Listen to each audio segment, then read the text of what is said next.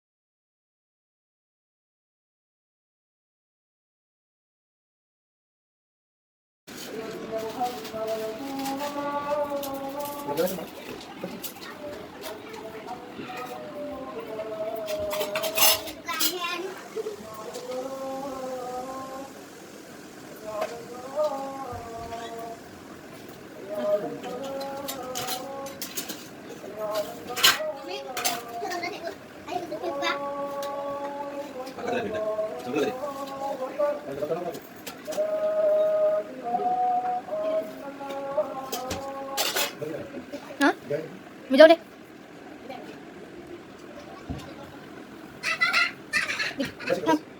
दूर जा 2 मिनिटं.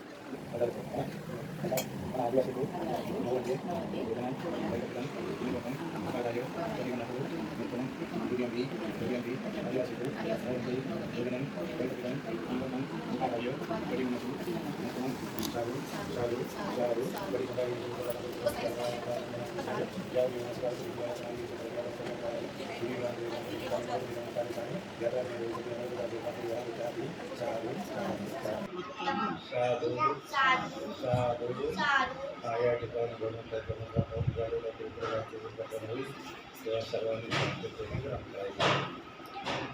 समर्थ आद्य कवा शिवता जन्मदेवता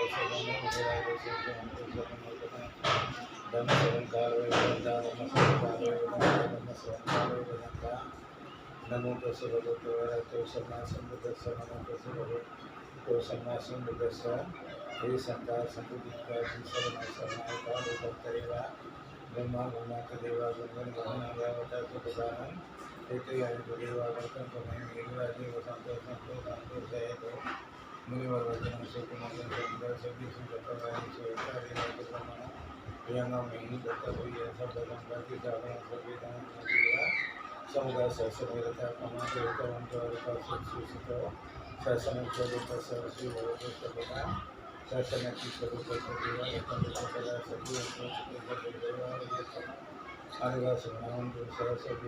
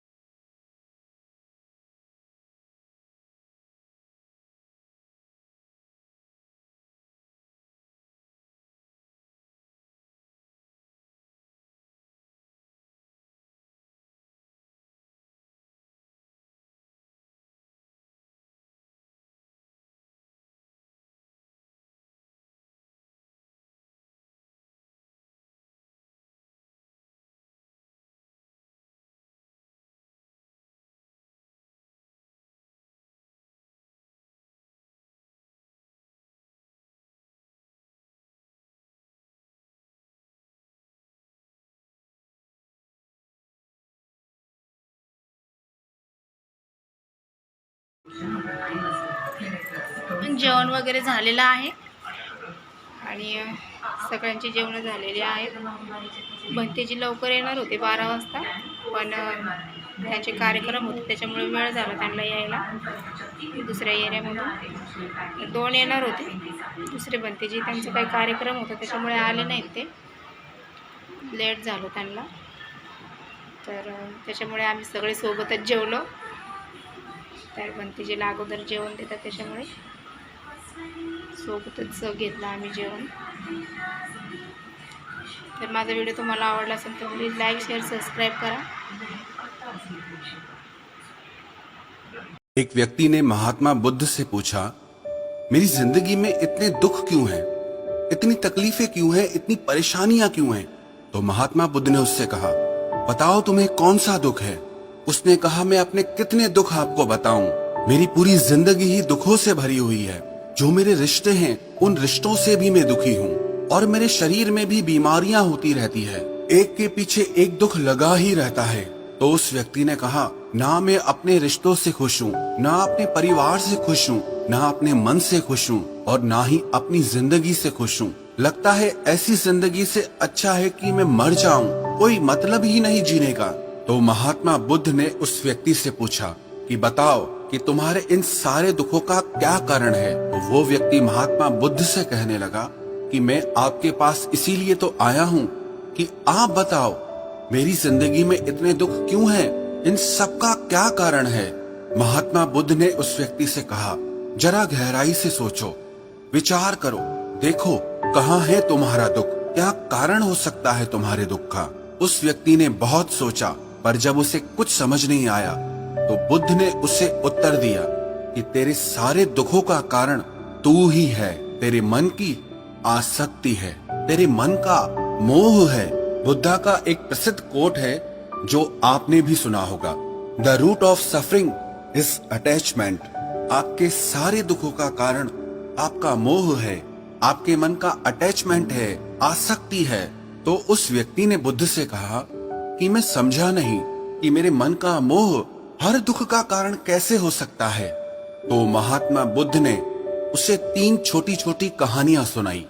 पहली कहानी, एक व्यक्ति पेड़ से चिपक कर चिल्ला रहा था कि कोई मुझे बचाओ, कोई मुझे इस पेड़ से छुड़ाओ, इस पेड़ ने मुझे पकड़ लिया है. तो वहां से एक गुरु और शिष्य गुजरे. उस शिष्य ने अपने गुरु से कहा कि गुरुदेव, इस आदमी की मदद करनी चाहिए, ये इस पेड़ से चिपक गया है, इसे छुड़ाना चाहिए. तो उसके गुरु ने अपने शिष्य से कहा कि इसकी मदद कोई नहीं कर सकता. तो वो शिष्य हैरान होकर पूछने लगा कि ऐसा क्या है कि इसकी कोई मदद नहीं कर सकता. तो गुरु ने कहा कि इस व्यक्ति ने खुद ही पेड़ को पकड़ लिया है, और जिस इंसान ने खुद किसी चीज को पकड़ा हुआ है उसे कौन छुड़ा सकता है, उसे कौन बचा सकता है. ऐसे ही बुद्ध ने कहा कि तुमने भी सारे दुखों को खुद ही पकड़ा है कि ये मेरा है, ये छूट ना जाए, ये मेरे पास रहना चाहिए, ये मुझे मिलना चाहिए, और तेरे सारे दुखों का कारण ये मैं और मेरे का बंधन है. फिर बुद्ध ने उसे दूसरी कहानी सुनाई कि जैसे एक मकड़ी वो खुद ही जाला बुनती है, और जाला बुनते बुनते एक दिन ऐसा आता है कि वो उस जाले में खुद ही फंस जाती है. वो चाहकर भी उस जाले से बाहर नहीं निकल पाती है. ऐसे ही तूने भी अपनी जिंदगी में कितने ही रिश्ते बनाए हैं, कितनों से मोह लगाया है, कितनों को अपना माना है, और उनमें मोह रखने के कारण आज वो तुझे दुख दे रहे हैं. सारी दुनिया में कुछ भी होता रहे, हमें दुख सुख नहीं होता है. हमें दुख सुख कब होता है? जब हमारे अपने के साथ कुछ होता है या हमारा अपना हमारे साथ कुछ करता है. फिर महात्मा बुद्ध ने उसे तीसरी कहानी सुनाई कि शहद से भरे एक पात्र में एक उड़ती हुई मक्खी घुस जाती है. उस शहद के मीठे रस में उसे बहुत आनंद आता है, वो बहुत प्रसन्न होती रहती है, और अगर वो चाहे तो थोड़ा सा शहद का रस लेकर के वहां से उड़ सकती है. लेकिन वो उस रस में इतना डूब जाती है, इतना खो जाती है कि वो वहां से उड़ना ही नहीं चाहती, और उस रस को लेते लेते उसके पंख उसी शहद में फंस जाते हैं. फिर जब तक उसका पेट भरता है वो बुरी तरह से उस शहद में फंस जाती है। फिर वो वहां से निकलने की बहुत कोशिश करती है, आगे जाती है, पीछे जाती है, दाएं जाती है, बाएं जाती है, पर वो वहां से उड़ नहीं पाती है, वो फंस जाती है उसी में ही। ऐसे ही तूने भी अपनी जिंदगी में जिन रिश्तों में आनंद लिया, सुख लिया, शुरू शुरू में तो तुझे बहुत सुख आया और आज वही रिश्ते तुझे दुख दे रहे हैं। ऐसे ही जब कोई व्यक्ति जब स्वास्थ्य की परवाह ना करके स्वादिष्ट रसों के पीछे पड़कर कुछ भी खाने लगता है तो आगे चलकर उसका शरीर खराब हो जाता है, उसके शरीर में रोग आ जाते हैं। ऐसे ही जब मन संसार की बहुत सारी आशाएं कर लेता है, तृष्णाएं और वासनाएं कर लेता है, तो उसके मन में धन का लोभ आ जाता है और फिर चाहे उससे कितना भी धन मिलता रहे, उसकी तृप्ति कभी भी नहीं होती। वो हमेशा धन से अतृप्त रहता है और फिर इससे उसके मन में दुख का जन्म होता है। फिर उस व्यक्ति को एहसास हुआ कि महात्मा बुद्ध बिल्कुल सही कह रहे हैं। यही वजह है मेरे सारे दुखों की, मेरे सारे दुख मेरी ही वजह से पैदा हुए हैं, मेरे ही मन के मोह से, अटैचमेंट से पैदा हुए हैं। फिर उसने महात्मा बुद्ध से दूसरा प्रश्न किया कि आपने मुझे कारण तो बता दिया, अब मुझे इसका उपाय भी बताइए। महात्मा बुद्ध ने कहा, अगर तुम सारे दुखों से पार होना चाहते हो तो अपने मन को मोह और वासनाओं से ऊपर उठाकर प्रेम और संतोष से भर दो, क्योंकि जिसके हृदय में प्रेम और संतोष का दिया जल गया, उसके मन से मोह और वासनाओं से जन्मे हुए दुख का सारा अंधकार ही दूर हो जाता है। हालांकि ये बात कहने में बहुत आसान है, लेकिन करना बहुत मुश्किल है। लेकिन जो भी व्यक्ति महात्मा बुद्ध के इस उपदेश को समझ गया ना, वो सारे दुखों से पार हो जाएगा। यही कहानी हमारे भी जीवन की है। हम खुद ही रिश्ते जोड़ते हैं और बाद में खुद ही रोते रहते हैं। हम खुद ही प्रेम बढ़ाते हैं और बाद में खुद ही दुख पाते हैं। हम जिनके पीछे मेरा मेरा करके मरते रहते हैं, आखिर में वही लोग हमें सबसे ज्यादा दुख पहुंचाते हैं, हमारा दिल दुखाते हैं। जिनकी खुशी के लिए हम कुछ भी करने को तैयार हो जाते हैं, जिनकी खुशी के लिए हम अपनी सारी जिंदगी कुर्बान कर देते हैं, आखिर में वही हमारे जीवन में दुखों का अंधकार भर देते हैं। चाहे वो हमारा परिवार हो, हमारे मित्र हो, हमारी संतान हो या कोई भी रिश्ता हो, जहां पे भी हमने मन के मोह के, आसक्ति के, अटैचमेंट के धागे बांध रखे हैं, आप गौर करना, आपके जीवन में सारा दुख वहीं से आ रहा है। तो जो उपाय महात्मा बुद्ध ने उस व्यक्ति से कहा कि मोह और वासनाओं को त्याग करके अपने हृदय में प्रेम और संतोष को भर दो, इस छोटे से उपदेश को अगर हम भी अपनी जिंदगी में उतार लें तो विश्वास रखना, हम जिंदगी के सारे दुखों से अवश्य पार हो जाएंगे।